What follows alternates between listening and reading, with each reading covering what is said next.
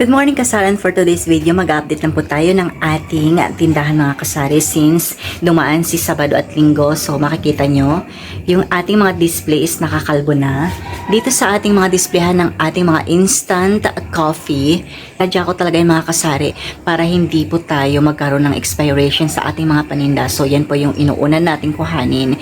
Pas pag nakuha natin yan, lalagyan po natin yan ng mga bagong pinamili mga kasari. So yung mga kasari, yung ating mga iba't ibang instant coffee, ayun, medyo naubos na rin. So, yan po yung indikasyon na mabili po yung mga instant coffee natin. So, ipakita ko lang po sa inyo yung ating napamili last week. Hindi ko pa po siya na-display. Nakakarton pa po siya dito. Ito yung ating mga condiments. Yung ating mga dato puti vinegar, tsaka ng ating soy sauce. Meron po tayo ditong Coco Mama. Mabenta po yung fresh gata na yan. Ito naman po yung ating crispy fry. Meron po tayong pang kalahating kilo, pati yung ating pang 1 kilo mga kasari. Ito yung mabenta sa atin, yung original flavor. Ito naman po yung ating Ginebra San Miguel na 1 full case, pero nakuha na po natin yan kasi may bumibili na. Dito naman po yung ating mga ayan, mga canned goods. So usually mga kasari, kung ano lang po yung mabenta talaga at hinahanap ng mga customer natin, yun lang po yung i-priority natin para patuloy po yung paggulong ng ating puhunan. Ay, at mapaparolling pa po natin. Ito naman po yung ating Zest Ubig apple flavor. Ayan, dalawang box. Yung dalawang box na ilagay na po natin sa ating ref. Ito naman po, nakuha na po natin to yung mga iba't ibang klase ng ating mga biskuit. So, yan mga kasari. Kung ano lang po yung nakikita nyo, yun lang po talaga yung mabenta sa atin. Kahit gusto natin mag-expand ng mga bagong paninda pero wala namang bumibili. So, hindi rin talaga helpful yun kasi hindi po natin mapapaikot yung ating puhunan mga kasari. Like ito, yung combi, mabenta yan sa mga estudyante. Actually, lahat naman ng meron tayo, mabenta po yan mga kasari. Bingo, 3 flavor. Ito yung kulay orange, ito yung kulay yellow, at ito naman yung kulay puti. Meron tayong Doughy Donut na kulay pink, Presto, mga fudgy bar. So, dito naman, sa box na to, ito naman po yung ating mga laundry product, mga fabric conditioner. Yan. So, ito po yung ating downy. Ito yung mabenta. Ito yung ating shampoo like Palmolive Pink, Palmolive Green. Ito yung ating napkin na modas. Yan. Ito yung ating Champion Todo Tipid. Ito yung pinakamabenta kasi mas nakakamura sila dito. Meron na kasi itong jumbo na bar tsaka isang powder na sabon. Ito may ating mga surf powder. Yan, ito mabenta rin po yung ating surf pink kaya mas marami ang ating surf pink na powder. Yung Ariel. So, dito naman, pakita ko lang po sa inyo, ito po yung ating mga organizer sa ating iba't ibang klase ng ating laundry product. Ito yung ating bareta na maliliit. Ito naman po yung ating jumbo na bareta. So, ayan, ito yung ating safeguard. Mabenta to ng kulay white. Ito yung ating Selka na kulay orange, pati yung ating kulay green. Ito naman ating dishwashing liquid na Joy. Yan po yung malimit na hinahanap ng mga tao. Yung ating Ariel. Shampoo, pinagsama-sama ko na ito yung ating mga popcorn. Ito yung ating mga powder na sabon like Wings. Ito naman yung ating Surf. So, ganyan lang po yung ayos ng ating mga paninda mga kasari. Kaya ginanyan ko yan para pag may bumili, kuha-kuha na lang at hindi na po tayo mahihirapan pa. Kasi minsan, pag hindi po natin yan nagaganito na ilalagay sa mga organizer nila, mas mapapatagal. Tapos pag nagkamali tayo ng pagkuha, mapuputas pa natin. So, hindi na po natin maibibenta yon. So, tayo na lang ang gagamit yan. Ito naman po yung ating mga Zone Rocks. Yung 200 ml, pati ito yung ating 100 ml. So, yun po yung mabenta. So, ito yung lagay ng ating mga fabric conditioner. So, ito yung mga lumang mga sabon na Todo Tipid Pack, mga kasari. Ang ilalim naman ng mga kasari is, check natin. Ow! So, ay mga kasari, ito naman po yung pinatungan ng ating mga laundry product. Ito po yung ating mga iba't ibang klase ng ating pancit canton like calamansi flavor, sweet and spicy. Tapos, meron tayong chili manse. Nauwala lang po tayong extra hot. So, ayusin lang natin.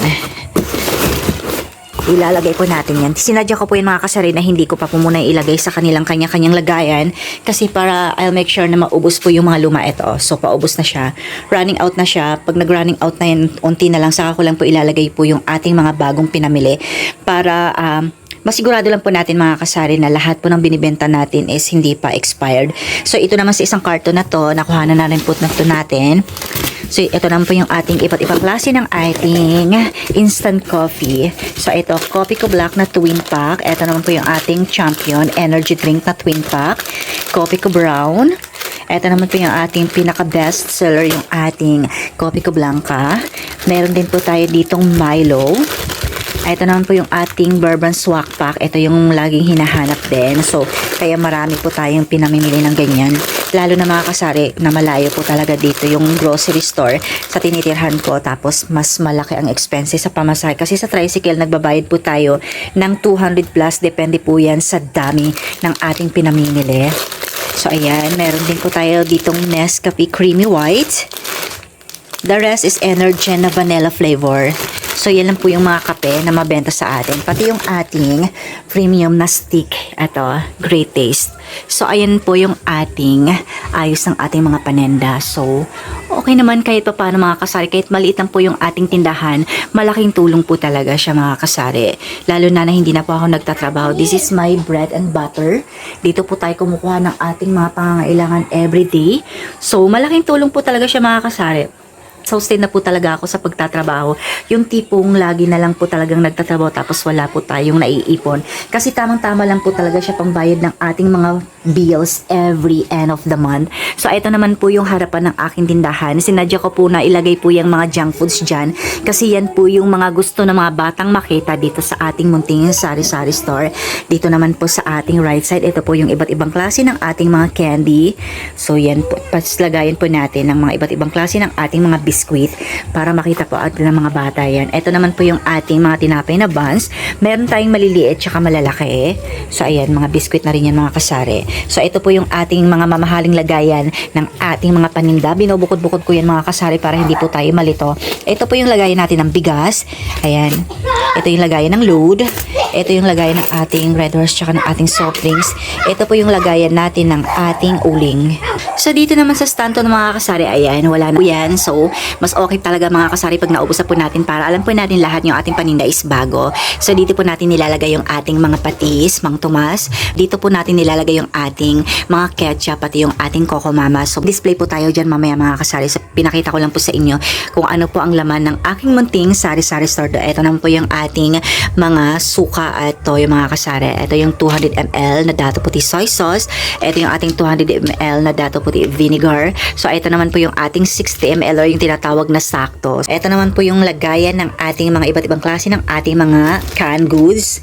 So, ayan, San Marino corn tuna, yung kulay red, tsaka yung kulay yellow. So, ayan, running out na rin po tayo. So, maglalagay po tayo dyan ng mga bago nating napamili. So, dito naman, ito lagayin po talaga to natin ng ating mga Ginebra San Miguel. Nilagyan ko lang siya ng repack na asin. Tapos, ito yung ating itlog.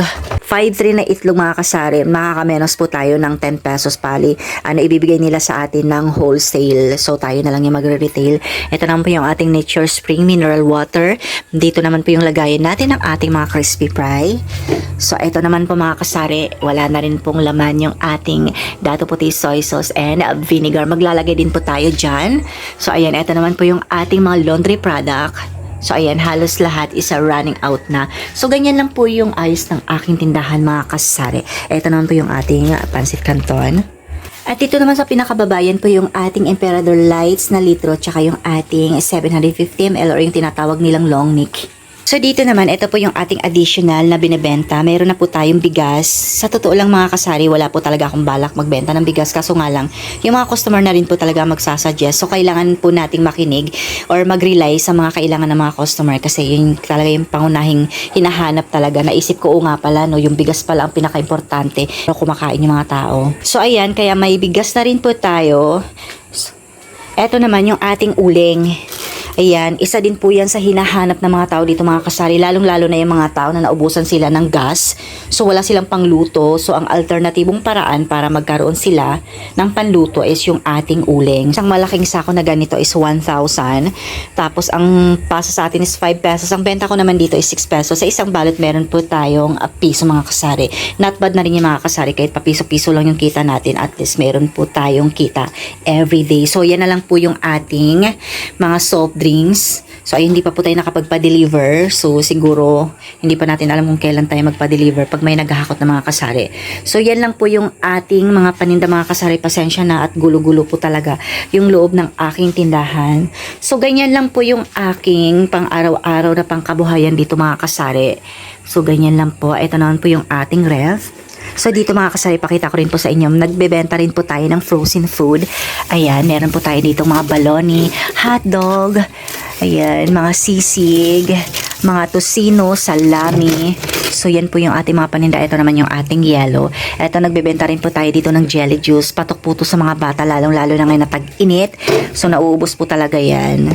So, yan lang po yung laman ng ating freezer. Meron po tayo ditong chicken. So, ayan. Hindi po ako masyadong naglalagay dito mga kasari ng ulam kasi nga, meron po tayong binibentang yellow mga kasari. Kasi alam ko, kahit maayos ang pagkalagay mo dyan, minsan nagkukontaminate talaga yung ating, freezer. Kasi eto, konsumo din to ng mga tao. Kasi hindi lahat ng mga tao dito mga kasari may sariling ref. Kaya bumibili po talaga sila ng yellow kung saan may nagtitinda. So, dito naman sa ating ref, ayan po yung lagayan usually. Ito lang po yung laman ng ating ng ating ref pala. So, ito yung ating cobra na kulay green. Ito yung ating cobra na kulay yellow. Tapos, yan po yung ulam na luto. So, ayan. Soft drinks. Tapos, dito sa pinakababa, minsan may gulay tayo dyan. Kaso lang ito. Ito lang yung gulay natin na natira. Meron tayo ditong lemon. Ito yung ating tomato. Tapos, ito naman po yung ating mega RC, mega lemon, tsaka mega fruit soda. So, sa side naman, lagayin po natin to ng mga, ayan, like tulad nito, mga ricado, mga gamot, usually. Tapos, ayan, meron po tayo ditong Zesto. So, yan lang po yung laman ng ating ref, mga kasari. Eto naman, ito po yung lagayan natin ng mga iba't ibang klase ng ating mga instant coffee. Eto naman po yung lagayan natin, imbakan natin to ng mga iba't ibang klase ng ating mga biscuit, mga kasari, para sealed po siya. Sigurado na hindi po yan mangangat-ngat ng daga. Eto naman po yung ating lagayan ng ating bigas. Tapos dito naman yung lagayan natin ng uling. So, ganyan lang po yung ayos ng ating tindahan mga kasari. Simple lang siya. Maliit man sa paningin ng iba, malaking tulong para sa akin na walang trabaho. Para kahit paano makakasurvive kami sa pangangailangan namin araw-araw. So, ayan mga kasari, that's all for today's video. And thank you for watching. And have a nice day mga kasari. Ingat. So, comment down below kung ano po yung pag-uusapan natin next video natin. So, thank you for watching and have a nice day. Bye-bye. Ingat.